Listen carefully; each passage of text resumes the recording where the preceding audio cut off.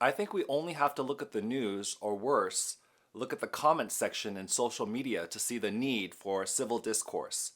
And sadly, I'm not just talking about our students. However, because civil discourse can surround political issues, oftentimes teachers are very wary to broach the topic. So, what are 5 steps to help students learn civil discourse?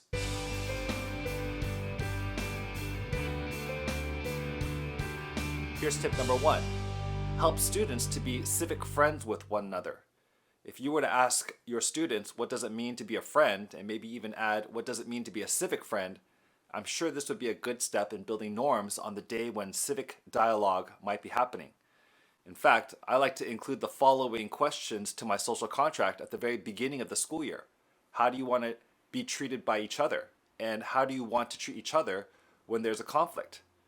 I see this as a step in building civil discourse, and I've created a series of videos on civic learning and engagement, which includes community building and creating social contract. That information will be in the description. Here's tip number 2. Help students with finding a reliable source. Even the Google search engine has bias. For example, let's say you type in the search, "Are cats better than dogs?" I'm sure you will be inundated with many articles that tell you why cats are better than dogs, maybe leading one to the untrained eye to think, yes, cats are better than dogs. And the same would be vice versa if the search was, "Are dogs better than cats?" This is why I help my students with a source when we first get started on this journey. I may provide my students with a nonpartisan source like procon.org, where students see a variety of topics ranging from homeworks to school uniforms, nuclear energy, and more, where there's a pro and a con. Here's an interesting one. Should humans colonize space? This could include the Earth's moon, building on Mars, or constructing free-floating space stations. You can see on this website how they provide a little bit of background information and then proceed by talking about the pros and the cons. And I'll just go ahead and read a couple of them. Pro number 1.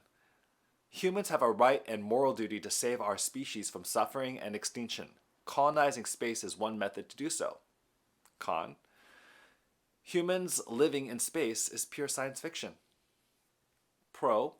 Space colonization is the next logical step in space exploration and human growth. Con. Humans have made a mess of Earth. We should clean it up instead of destroying a moon or another planet. Pro. Technological advancement into space can exist alongside conservation efforts on Earth. Con. Space is inhospitable to humans, and life in space, if even possible, would be miserable. So as teachers provide the source, students get the opportunity to choose their points and gather their evidence. Here's tip number 3. Provide a scaffold for dialogue. Just like scaffolds are often provided for students in writing, speaking, listening, and other kinds of learning, it's helpful to have scaffolds for civil discourse and then remove them when they're not needed anymore. There are many scaffolds to encourage student talk, but the one I wanted to discuss for this episode was structured academic controversy. In this approach, it begins with step 1, one student, students are paired up, and one student presents their point of view on the issue. Then in step 2, the other person, the person that was listening, will repeat what the presenter said and may say something like this: "I heard you say," and then after repeating what the presenter said, would ask the question, "Did I get that right?" If they got that right, then they'd switch and the other person would share, and if they did not get that right, they need to continue to restate until they did get that right. Tip number 4, slant, active listening. While the presenter is speaking, the listener is slanting, meaning sitting up, leaning in, attention, nodding the head, tracking the person. I have a video on EdFamily called Slant, Active Listening. If you are interested, that talks more about this.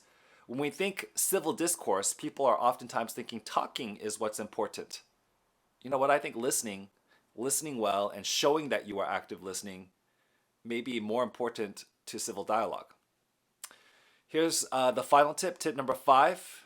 Many opportunities for student talk in your class. Students aren't just going to suddenly talk about controversial issues, citing their points and giving their evidence. If they have not had a lot of opportunity for student talk in your class, So I encourage great opportunity in your class for student talk. And I've heard that giving students about 30% of the class time daily not only supports with civil discourse, but is also helpful in many other ways, including the language development of our multilingual EL learners. 30% of our class time. So really setting the time apart for student talk.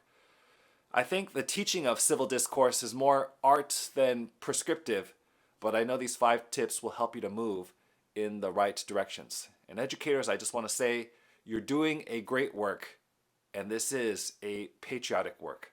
This is a quote I've heard from a mikvah training I attended. Students are not apathetic, they are uninvited. Well, if that's the case, let us invite them to the table to talk with one another in civil discourse, and in so doing, help them discover what issues they are passionate about so that they can do something good about it. This is Dr. Jeff, signing out.